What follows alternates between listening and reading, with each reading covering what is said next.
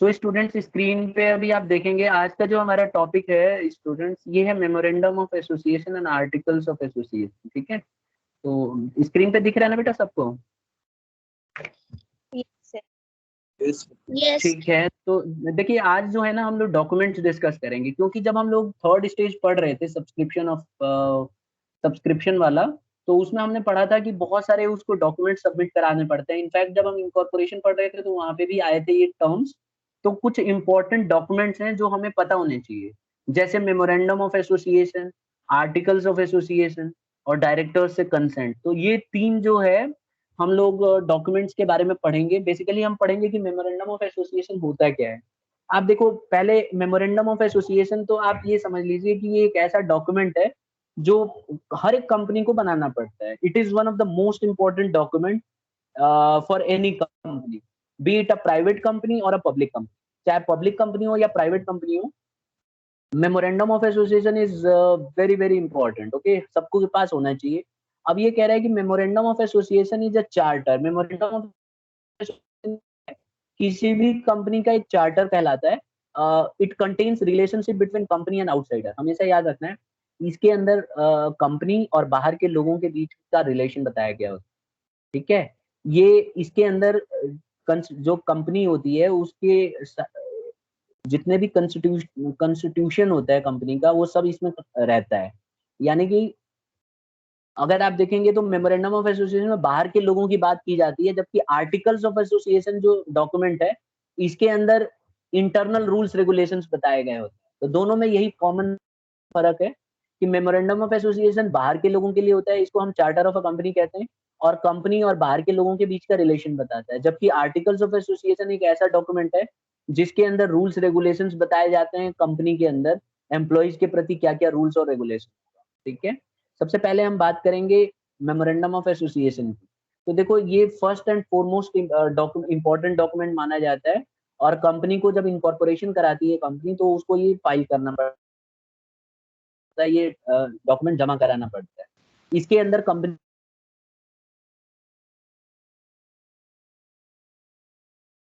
के बारे में बताया जाता है कि कंपनी के क्या, ठीक है,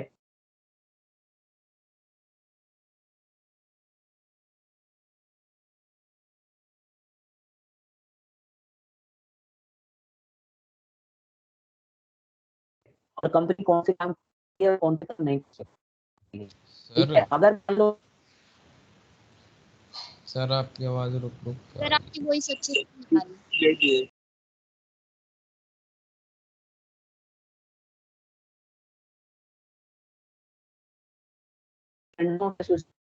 अगर उस पर से बाहर निकल के कोई काम करती है, तो ये माना जाएगा कि सर आपकी वॉइस रहेगा वो काम कंपनी के पास वो सर आपकी वॉइस नहीं आ रही अच्छे से। स्टूडेंट है। सर नहीं आ रही क्लियर।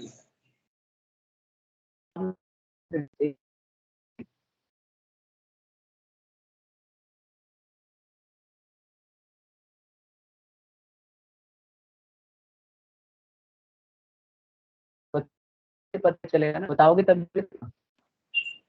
नहीं आ रही है, ठीक है, क्या है इसको करेक्शन।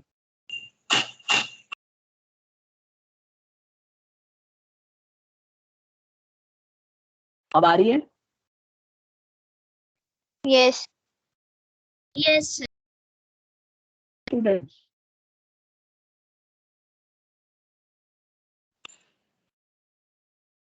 सर अब नहीं आ रही।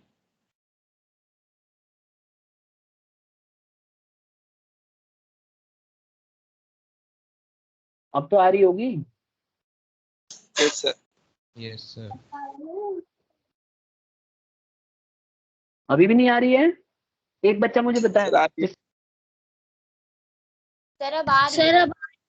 सर आ रही है।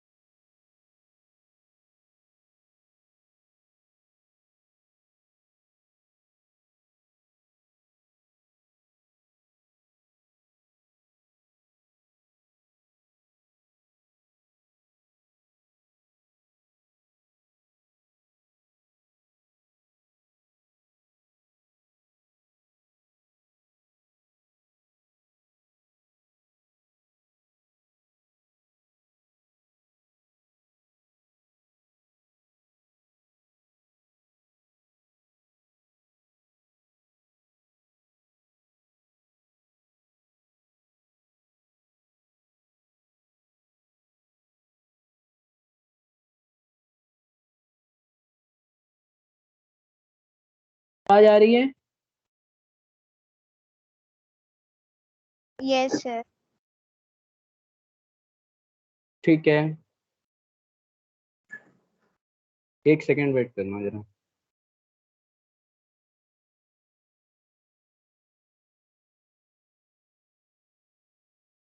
ठीक है, एक बार फिर से देखते हैं। देखो, मैं मेमोरेंडम ऑफ एसोसिएशन का बता रहा था आपको। मेमोरेंडम ऑफ एसोसिएशन जो है एक ऐसा डॉक्यूमेंट है जो सबसे इम्पोर्टेंट डॉक्यूमेंट माना जाता है, और हर एक कंपनी को इसको रखना होता है, और ये पावर्स बताता है कंपनी की। ठीक है, इसके बाद इसमें देखो बहुत सारे कंटेंट्स आते हैं। मेमोरेंडम ऑफ एसोसिएशन में बहुत सारे कंटेंट्स आते हैं। सबसे पहले आप देखेंगे नेम क्लॉज।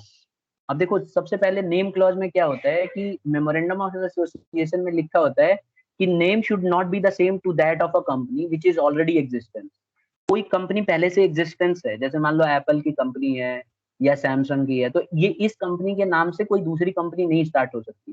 ठीक है, ये अनडिजायरेबल है। और अगर मान लो अ, अगर ऐसा कभी होता है तो फिर वो नाम नहीं रख सकते आप। एक चीज और ध्यान रखना चाहिए कि कुछ ऐसे भी नाम होते हैं जो अनडिजायरेबल हैं। जैसे मान लीजिए आप अपने इंडिया के नाम पे कोई कंपनी का नाम रख रहे हैं, तो उसमें क्या होगा, ये अनडिजायरेबल माना जाता है। कोई अभद्र नाम नहीं होना चाहिए, कोई ऐसा नाम नहीं होना चाहिए जो एब्यूजिव हो हमारी मदर टंग में या हमारे लैंग्वेज में, हमारे कोई भी उसमें।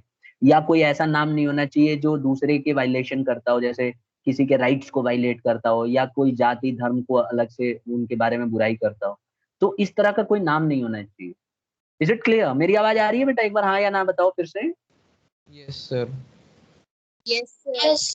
ठीक है, तो ये चीज ध्यान रखना है। तो नेम क्लॉज में ना साफ साफ कहा गया है कि मेमोरेंडम ऑफ एसोसिएशन एक ऐसा डॉक्यूमेंट है जिसमें सबसे पहले एक नेम क्लॉज होगा। नेम क्लॉज के अंदर ये साफ साफ बताया गया है कि कंपनी कभी भी ऐसा नाम नहीं रखेगी जो सेंट्रल गवर्नमेंट मना करती हो रखने से। ठीक है, ऐसा नाम जो डिजायरेबल नहीं है, ऐसा नाम जो नहीं रखना चाहिए, या ऐसा नाम जो ऑलरेडी एग्जिस्ट कर रहा हो। ठीक है, the last word and words of the name must be, ये मैं पहले भी बता चुका हूँ, लिमिटेड और प्राइवेट लिमिटेड होना चाहिए। अगर पब्लिक कंपनी है तो लिमिटेड वर्ड यूज होगा, अगर प्राइवेट कंपनी है तो प्राइवेट लिमिटेड यूज होगा। ठीक है, ये ध्यान रखना है। सर, अब दूसरा, हाँ बोलो। सर कोई जैसे कंपनी अपने जैसे ये लिख दे यादव प्राइवेट लिमिटेड, तो सर ये पूरे उसको बढ़ावा दे रही है, तो सर पेनल्टी लगती है उन पर। नहीं, प्राइवेट लिमिटेड लिखेगी तो किसको बढ़ावा दे रही है? प्राइवेट लिमिटेड लिखा है तो ये तो जरूरी है। हर एक कंपनी, अगर कोई कंपनी प्राइवेट लिमिटेड है तो वो प्राइवेट लिमिटेड वर्ड यूज करना है, जिससे कि शेयर होल्डर्स को या कोई बाहर के लोगों को पता चल जाए कि ये प्राइवेट कंपनी है। ये नहीं तो सर, जैसे हाँ, प्राइवेट लिमिटेड के आगे जो हमने यादव लगाया उस पर। हाँ, ये मना हो जाएगा, क्योंकि आप एक जाति विशेष को प्रमोट कर रहे हो, और ये चीज इंडियन कॉन्स्टिट्यूशन अलाउ नहीं करता। अभी आपने देखा है ना, यूपी में बहुत सारे लोग जो है बाइक के ऊपर अगर अपना लगा लेते हैं, कोई लिख देगा यदुवंशी, कोई लिख देगा राव साहब। क्षत्रिय, कोई राव साहब लगा देगा, मना होता है ना, आपको पुलिस पकड़ के ले जाएगी। तो इसी तरह से कंपनी में ऐसे नहीं लिख सकते हैं कि ब्रैकेट में पता लगा राव साहब एसोसिएट्स लगा दिया उसमें। इस तरह से आप नहीं कर पाओगे, ये सर फिर जानबूझ के मना होते हैं। अब जैसे पेनल्टी मान लो, लगती है। नहीं पेनल्टी नहीं, आप देखो, अगर आप जब जब डॉक्यूमेंट जमा करोगे ना, तो आपका वो डॉक्यूमेंट एक्सेप्ट ही नहीं किया जाएगा। नेम क्लॉज में यही है कि नाम वो लोग सजेस्ट करते हैं तो नाम ऐसा होना चाहिए जो इनको वायलेट ना करे। लिखा हुआ है ना, it should not B undesirable in the opinion of a central government. तो सेंट्रल गवर्नमेंट की नजर में अनडिजायरेबल नाम नहीं होना चाहिए। तो इसकी एक लिस्ट जारी करती है गवर्नमेंट ऑफ इंडिया, और उसको हम देखेंगे कि अनडिजायरेबल नेम नहीं होना चाहिए। ठीक है, अब सिंपल भाषा में मैं कहूँ तो अब्यूजिव नहीं होना चाहिए, पहली बात। अब जैसे लिखवा दिया संसद भवन। अब आप एक चीज बताओ, संसद भवन, अब संसद भवन तो इंडिया को रिप्रेजेंट करता है, मतलब इंडिया का जो यहाँ पे डिस्कशन होता है, मंत्री बैठ, तो अगर आप कोई इसी नाम से कंपनी खोलोगे तो ये तो मिसयूज कर रहे हो ना नाम का। तो गवर्नमेंट जो है इसको अनडिजायरेबल मानेगी, बोलेगी नहीं, इस नाम से आप कंपनी नहीं खोल सकते हो, ये तो हमारे देश का कॉन्स्टिट्यूशन अलाउ ही नहीं करता है। इसी तरह से आप लिख दोगे इंडिया गेट कंपनी का नाम है, तो ऐसे में आपको मना कर दिया जाएगा। आप इस नाम को, अगर गवर्नमेंट को लगता है कि अनडिजायरेबल है तो मना कर दो। ठीक है, यस सर। ठीक है ना। अब जैसे मान लो किसी ने मतलब होता है ना, कंपनी मान लो कोई ऐसी कंपनी है जो जनरली क्या होता है, जैसे सपोज करो किसी ने अपनी कंपनी का नाम रख दिया इंडिया, तो अब कंपनी कोई गलत काम करेगी, फ्रॉड करेगी, तो न्यूज में क्या आएगा कि इसको बंद कर दिया गया, वाइंड अप कर दिया, इंडिया को वाइंड अप करा दिया। तो कितना गलत मैसेज जाएगा पूरे दुनिया में। मतलब एक कंपनी वाइंड अप हो रही है और नाम इंडिया का खराब हो रहा है। तो इसीलिए कुछ ऐसे नाम होते हैं जिनको जानबूझ के रखा गया है कि आप ये नाम रख ही नहीं सकते, सजेस्ट ही नहीं कर सकते कंपनी को स्टार्ट करने के। हालांकि लिखा गया है कि आप कोई भी नाम अपने हिसाब से रखो जो पहले ना रखा गया हो, लेकिन कुछ नाम ऐसे हैं जो आप रख ही नहीं सकते, उनमें से एक ही है। आगे समझ में सबको स्टूडेंट्स? तो मेमोरेंडम ऑफ एसोसिएशन एक ऐसा डॉक्यूमेंट है जो कंपनी की पावर्स को बताता है। ठीक है, ये डिफाइन करता है पावर को, और अगर कोई इस पावर के आगे जाके काम करता है तो ये माना जाएगा कि वो कॉन्ट्रैक्ट गलत है। इसमें हमने पढ़ा कि बहुत सारे कंटेंट्स होते हैं मेमोरेंडम ऑफ एसोसिएशन में। सबसे पहले नंबर पे होता है नेम क्लॉज। इसके अंदर कंपनी को नाम ऐसा रखना पड़ता है जो पहले से ना हो, और कोई भी अनडिजायरेबल नेम को नहीं रख सकता। अगर पब्लिक कंपनी है तो पब्लिक लिमिटेड लिखेगी, प्राइवेट कंपनी है तो प्राइवेट लिमिटेड लिखेगी। फिर एक और आता है रजिस्टर्ड ऑफिस क्लॉज, जिसको हम ऑफिस क्लॉज भी बोलते हैं। It contains the place and state in which the registered office of the proposed company is situated. इसमें सिचुएशन क्लॉज भी बोलते हैं इसको। इसमें क्या होता है कि कहाँ पे कंपनी है, कौन सी जगह पे कंपनी का ऑफिस आपने स्टार्ट किया, वहां का नाम होता है, और आपको उस ऑफिस का जो एड्रेस है वो लिखना होता है। ठीक है, और ये जो है आपको 30 दिन के अंदर अंदर इनकॉर्पोरेशन कराने के बाद 30 दिन के अंदर अंदर आपको देना होता है। ठीक है, फिर सर एक और अगर आता है। हाँ बोलो। सर अगर भगवान का नाम लेकर बनाई है तो? गलत हो जाएगा, नहीं माना जाएगा, क्योंकि फिर अब भगवान का नाम भी अनडिजायरेबल है हमारे इंडियन गवर्नमेंट के ओपिनियन में। सर हाँ, ब्रांड का नाम तो लोग रखते हैं। कंपनी के आगे बेटा भगवान का नाम लेके नहीं रख सकते आप, अनडिजायरेबल होता है ना। देखो सर कई बार क्या ब्रांड, होता है। हाँ बोलो। तो जैसे वो इंडिया गेट बासमती राइस होते हैं ना। तो उसके लिए परमिशन ली गई होगी ना वो। देखो बासमती राइस पूरी दुनिया में एक ही जगह बिकता है, पता है कहाँ? बासमती राइस के ऊपर केस भी चला है। एक बार अमेरिका ने कोशिश की थी इसी नाम से चलाने की। ठीक है, तो उसके ऊपर इंडिया ने केस किया था। तो बासमती राइस पूरी दुनिया में सिर्फ इंडिया के पास पेटेंट है बासमती राइस के नाम पे बेचने का। अभी हमें पाकिस्तान भी कह रहा है कि हम भी बासमती राइस का पेटेंट लेंगे। अब इंडिया उसके ऊपर केस कर रही है कि नहीं। देखो ये जो राइस है ना, ये सिर्फ इंडिया के पास पेटेंट है पूरे दुनिया में। तो ये हमारा नाम अच्छा करवा है। तो इसीलिए इंडिया गेट अच्छा है ये, मतलब इसको गवर्नमेंट ने एक्सेप्ट कर लिया। लेकिन अगर हम कोई अपना जैसे मान लो टॉयलेटरी प्रोडक्ट्स है और उसमें लिख दो इंडिया गेट या इंडिया का नाम लगा दो, तो फिर उसमें खराब इंप्रेशन जाता है। तो गवर्नमेंट देखती है कि कौन सा डिजायरेबल है और कौन सा अनडिजायरेबल। तो जो अनडिजायरेबल होता है उसको मना कर देती है। ये नेम क्लॉज में साफ साफ लिखा हुआ है कि अगर इंडियन गवर्नमेंट को लगता है कि ये नाम अनडिजायरेबल रहेगा इस प्रोडक्ट के लिए, तो उसको मना किया जा सकता है। अब क्योंकि बासमती से बहुत ज्यादा इंडिया का नाम हो रहा है, तो इसीलिए इसको शायद अलाउ कर दिया होगा गवर्नमेंट ने। ठीक है, और ओके। देश का नाम नहीं जुड़ा हुआ है इसमें, इसमें इंडिया गेट का नाम जुड़ा हुआ है। ठीक है, तो हो सकता है इंडियन गवर्नमेंट को, देखो मैं जो बता रहा हूँ, एक तो अपने देश का नाम नहीं रख सकते आप। एक जो हमारे इंडियन पार्लियामेंट जो है, पार्लियामेंट से रिलेटेड कोई भी जो पार्लियामेंट्री अफेयर्स वाली चीजें हैं उनके नाम नहीं रख सकते। ठीक है, एक बार हम गूगल पे सर्च करके भी देख सकते हैं। एक बार चलो सर्च करके देखते हैं कि what type of name can not be kept by the company. ठीक है, तो शायद हो सकता है आ जाए, what type of name can not B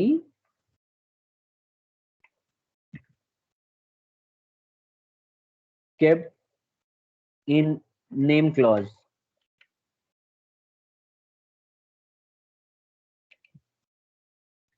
एक बार सर चेक करते हैं।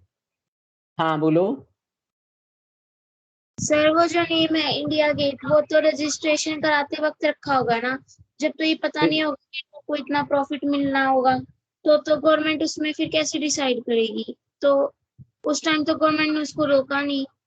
देखो ऑब्जेक्टिव क्लॉज में ना लिखा गया होगा कि हमारा ऑब्जेक्टिव क्या है, तो उसमें लिखा गया होगा कि हमारा ऑब्जेक्टिव है कि हम one of the best quality को प्रोवाइड कराएं। तो हो सकता है गवर्नमेंट ने ऑब्जेक्टिव क्लॉज को ध्यान में रखते हुए मान गई हो।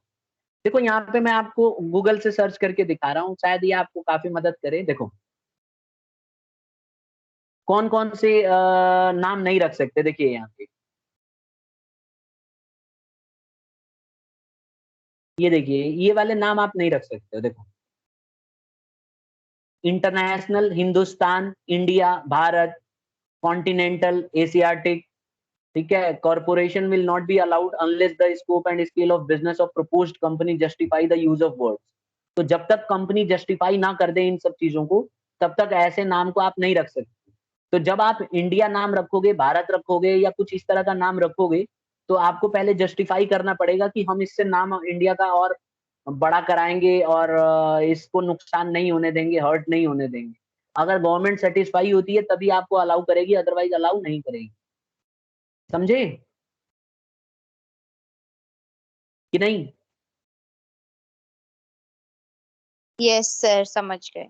ठीक है, ये देखो ये लॉज जो होते हैं ना, इसके अंदर बहुत सारे मतलब टर्म्स कंडीशंस होती हैं कि ऐसा होगा तो ऐसा हो सकता है। देखो एक ये है, what words can not be used in a company name. अब देखो कौन कौन से वर्ड प्रोहिबिटेड हैं। सेविंग बैंक आप नहीं रख सकते कंपनी के नाम के आगे, बैंक नहीं रख सकते, बैंकिंग ट्रस्ट नहीं रख सकते। तो ये कुछ ऐसे नाम है जो आप नहीं रख सकते हो नेम क्लॉज में, ठीक है। अब देखो यहाँ पे can we use Bharat in company name, ठीक है। क्या हम भारत का नाम रख सकते हैं कंपनी का नाम रखते समय? तो देखो लिखा हुआ है कि डेवलपमेंट स्कीम और the use of the word scheme with the name governments, state governments, Bharat और एनी अथॉरिटी और in a manner assembling with the schemes launch by central government, local government can not be kept. तो कोई भी ऐसा नाम आप नहीं रख सकते जो सरकार उस नाम से कोई स्कीम लॉन्च करती है। तो अगर मान लो कोई सरकार, जैसे आपने देखा होगा गवर्नमेंट ऑफ इंडिया कई बार स्कीम लॉन्च करती है, ठीक है। तो अगर उस स्कीम के नाम से अगर कोई लॉन्च करती है तो वो नाम आप अपनी कंपनी का नाम के तौर पे नहीं रख सकते। अब आप सोचो दिमाग से कि ऐसा क्यों होता होगा। क्योंकि अगर आप उसी नाम से गवर्नमेंट कोई कंपनी ओपन करोगे तो गवर्नमेंट जो स्कीम बनाएगी लोगों को लगेगा कि ये कंपनी ने स्कीम दी है, तो इसीलिए आप इसका मिसयूज कर सकते हो। तो इसीलिए गवर्नमेंट ऐसे अलाउ नहीं करेगी। आप आ गया समझ में? सर हाँ ये सिर्फ इंडिया में है या फिर फॉरेन में भी है? देखो हर एक देश के अपने अपने रूल्स होते हैं। मैक्सिमम कंट्रीज में होता है लेकिन हर एक कंट्री में नहीं होगा, ये भी गारंटी है। लेकिन देखो हर एक कंपनी का, हर एक कंट्री का अपना लॉ। तो इंडियन गवर्नमेंट ने ऐसे लॉ बना रखे हैं कि आप अपने नाम से कोई कंपनी ओपन नहीं कर सकते हो, और जब तक गवर्नमेंट अलाउ नहीं करेगी तब तक आपको परमिशन नहीं मिलेगी, ठीक है। आ गया समझ में? Yes sir. चलो अब आगे देखते हैं। रजिस्टर्ड क्लॉज में मैंने क्या बताया कि ये वाला एक ऐसा डॉक्यूमेंट है जिसके अंदर आपको ना अपना ऑफिस कहाँ है ये बात मेंशन करनी पड़ेगी, आपका ऑफिस कहाँ सिचुएटेड है ये बात मेंशन करनी पड़ेगी। एक सबसे इंपॉर्टेंट आता है ऑब्जेक्टिव क्लॉज। देखो इसके अंदर कंपनी को ये बताना पड़ता है कि जो वो कंपनी स्टार्ट कर रही है उसका ऑब्जेक्टिव क्या है, किस उद्देश्य से ये कंपनी स्टार्ट कर रही है। मतलब उसका अपना उद्देश्य बताना पड़ेगा कि हम किस उद्देश्य से ये बिजनेस खोल रहे हैं। जैसे अगर मान लो कि इंडिया गेट बासमती राइस ने ओपन किया होगा तो उसने अपना ऑब्जेक्टिव बताया होगा। उसने बोला होगा कि हमारा ऑब्जेक्टिव ये है कि पूरी दुनिया भर में हम एक अपने तरह का एक अकेला चावल बेचे जो कहीं दुनिया में नहीं बिकता हो, ठीक है। और उसका पेटेंट कराएंगे हम लोग, और ये एकदम उच्चतम क्वालिटी का होगा, इससे अच्छा क्वालिटी का चावल पूरे दुनिया में नहीं मिलेगा, ठीक है।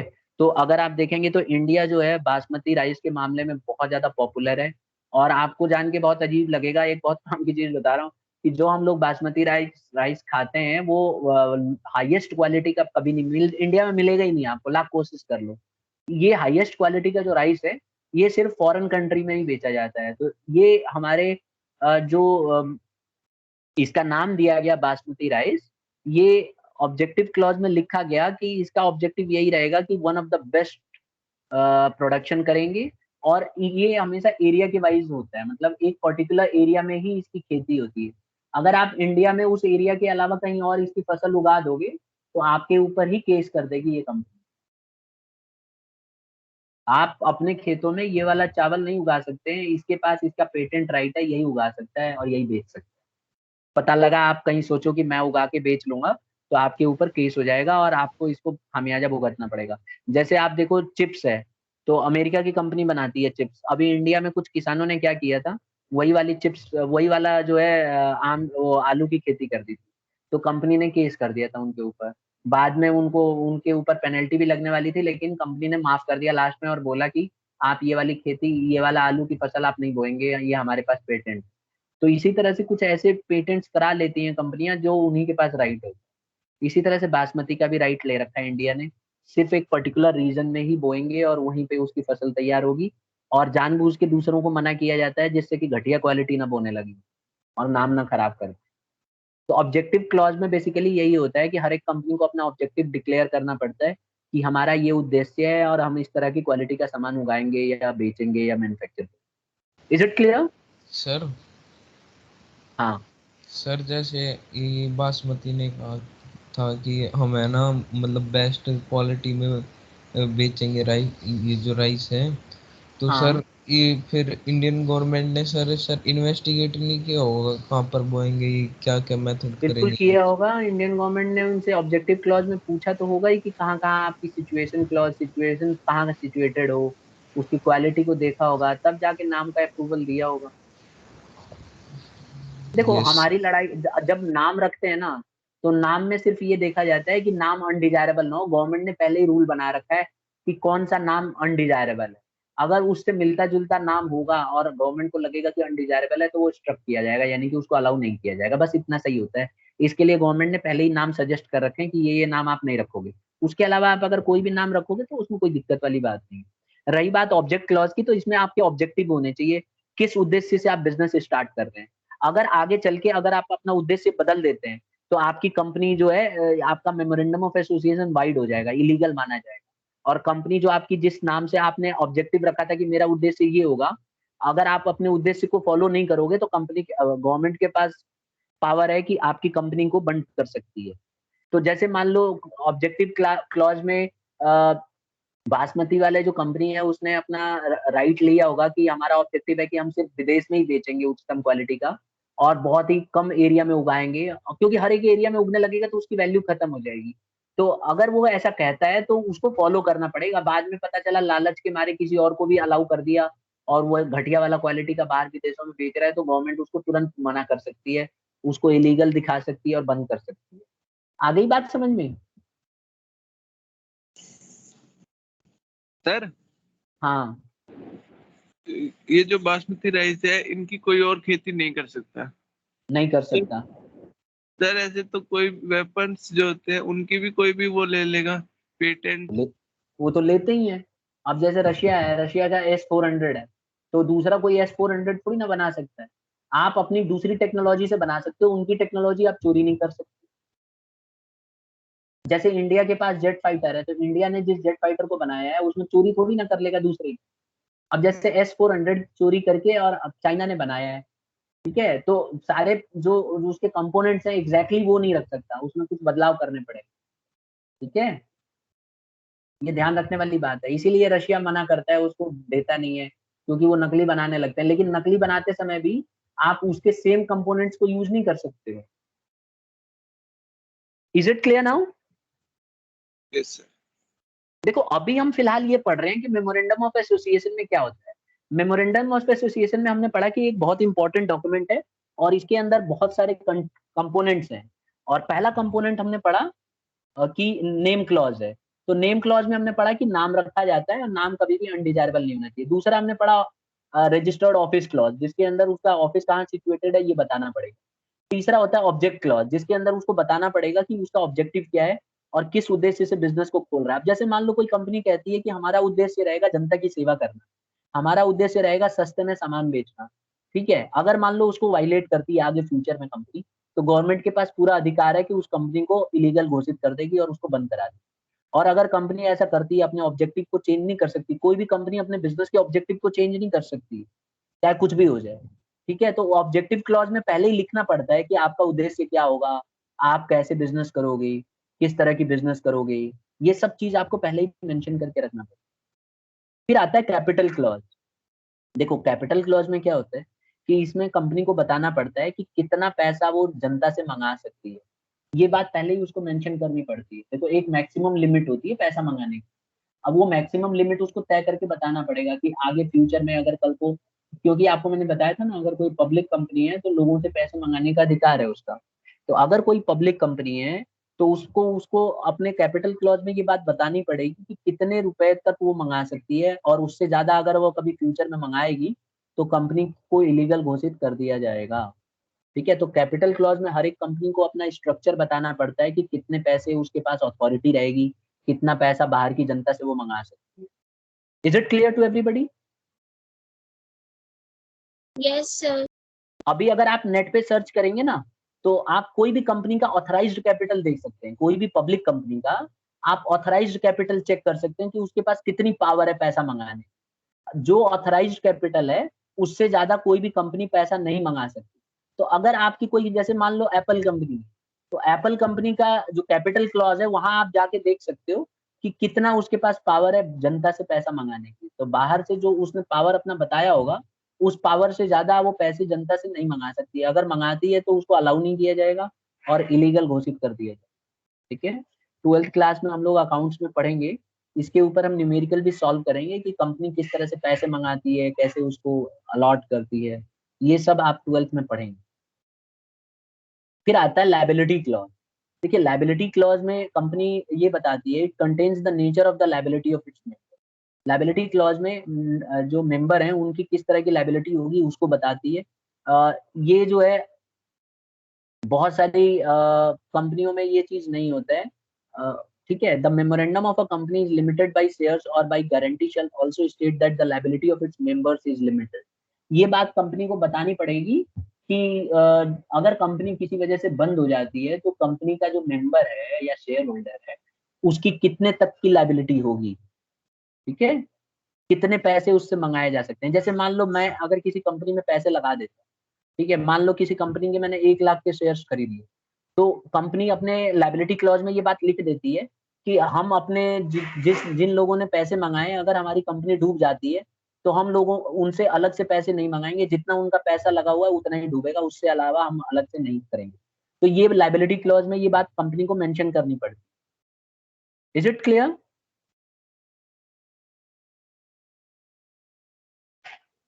बोलिए स्टूडेंट्स, हाँ या ना? सर ज़्यादातर तो ये हाँ कंपनी नहीं लिखती ना कि अगर हम कंपनी डूब गई तो देखो एक्स्ट्रा नहीं जनरली, मिलता।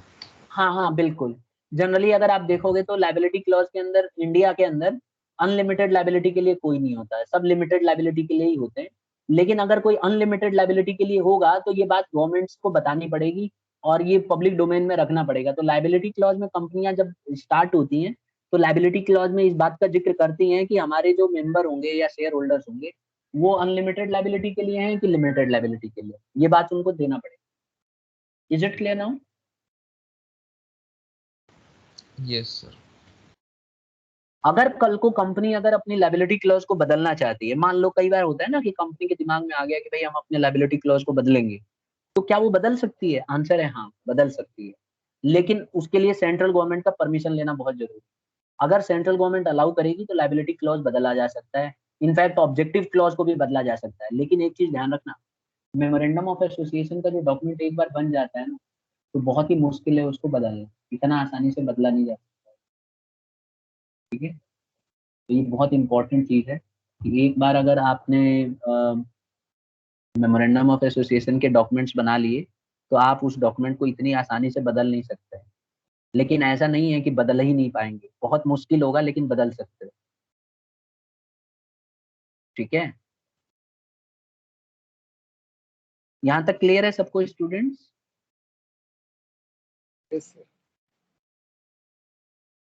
ठीक है, अब नेक्स्ट आता है आर्टिकल्स ऑफ एसोसिएशन।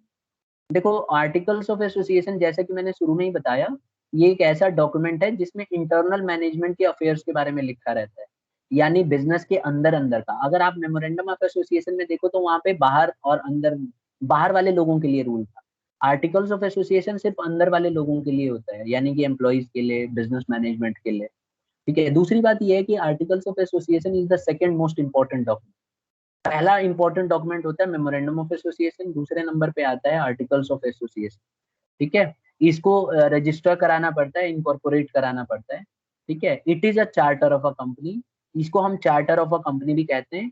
इसके अंदर रूल्स रेगुलेशंस लॉज कानून ये सब लिखा रहता है। ठीक है, तो आर्टिकल्स ऑफ एसोसिएशन के अंदर सारे रूल्स रेगुलेशंस लॉज वगैरह सब लिखे रहेंगे। और आखिरी पॉइंट है चौथा वाला है, it regulates internal management of a company. अंदर कंपनी के अंदर की जो प्रॉब्लम होती है, जैसे अंदर ही अंदर उनके बीच में झगड़ा हुआ या उसको सुलझाना है, तो वो सारी चीजें जो है रिकॉर्ड की जाती है। मतलब वो सारी चीजों के बारे में इसमें बताया गया होता है। तो आर्टिकल्स ऑफ एसोसिएशन में बहुत सारे कानून लिख के रहते हैं और सारे रूल्स रेगुलेशंस होते हैं और इन्हीं को हमें फॉलो करना पड़ता है। अगर आप देखेंगे ना, तो आर्टिकल्स ऑफ एसोसिएशन के अंदर ये सारे कंटेंट्स आते हैं जो आपके स्क्रीन पे दिख रहे हैं। क्या क्या कंटेंट्स होते हैं? एक तो रूल्स रेगुलेशन होता है इसके अंदर, फिर प्रिलिमिनरी कॉन्ट्रैक्ट्स होते हैं, जो आपने शुरुआती में जब बिजनेस स्टार्ट हुई थी तो उस समय कौन कौन से कॉन्ट्रैक्ट किए थे, वो सारे कॉन्ट्रैक्ट लिख के रहते हैं। ठीक है, लैंड ऑन मेंबर शेयर्स, कौन से मेंबर्स के ऊपर कितना शेयर है। Transfer and forfeiture of shares, जब कंपनी जब लोगों से पैसे मंगाती है और किसी वजह से लोग पैसे पूरे नहीं दे पाते, तो कंपनी के पास अधिकार होता है उनको फॉरफीट करने का, यानी कि कैंसिल करने का। तो कंपनी कितना कैंसिल कर सकती है, कितना नहीं कर सकती, कंपनी के अंदर के खुद के पावर्स क्या हैं, ये सब चीज यहाँ पे लिखा रहता है। यहाँ पे लिखा रहता है कि कंपनी के पास कितनी पावर होगी कि वो अपने इसको ट्रांसफर कर सकती है कि नहीं कर सकती है शेयर्स को, ये सब। स्पेशल मीटिंग के बारे में सारे लॉ रूल बनाए गए होंगे कि एनुअल जनरल मीटिंग होगी तो कब होगी, कब तक होनी चाहिए, कैसे लोग रहेंगे, कितने लोग रहेंगे, क्या सब रूल्स इसी में रहेगा। इनफैक्ट ऑडिटिंग का भी रूल इसी के अंदर होगा कि ऑडिटर कितने रखे जाएंगे, इंटरनल ऑडिट रहेगा कि नहीं रहेगा, बाहर के ऑडिटर को कैसे चुनना है, क्या प्रक्रिया है, और अगर किसी वजह से कंपनी बंद होती है तो वाइंडिंग अप करने का क्या प्रोसीजर है, ये आर्टिकल्स ऑफ एसोसिएशन के अंदर लिखा जाता है। जैसे कई बार होता है ना कि कंपनी किसी वजह से बंद करनी पड़ गई, तो क्या क्या रूल होगा बंद करने का, ये सब चीज इसी में मेंशन होगा। इसमें मेंशन होगा articles of association. Is it clear to everybody? Yes sir. Sir हाँ।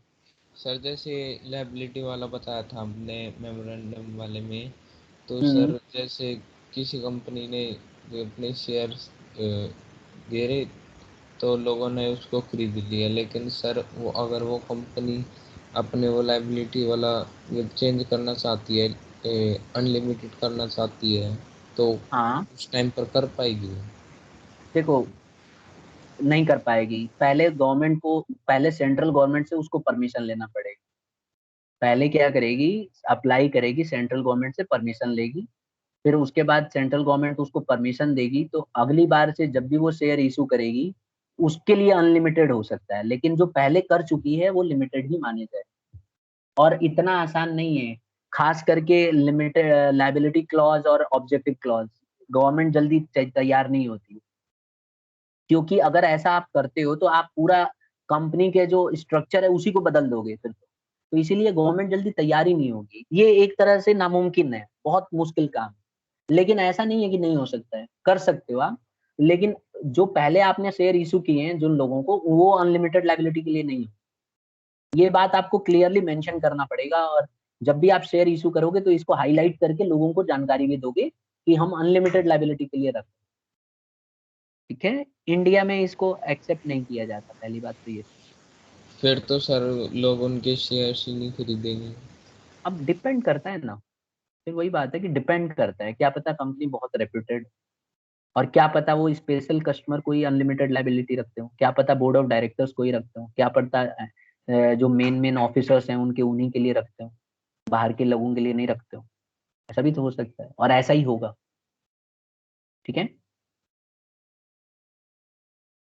Yes sir. तो हम आ जाते हैं यहाँ पे difference between memorandum of association and articles of association.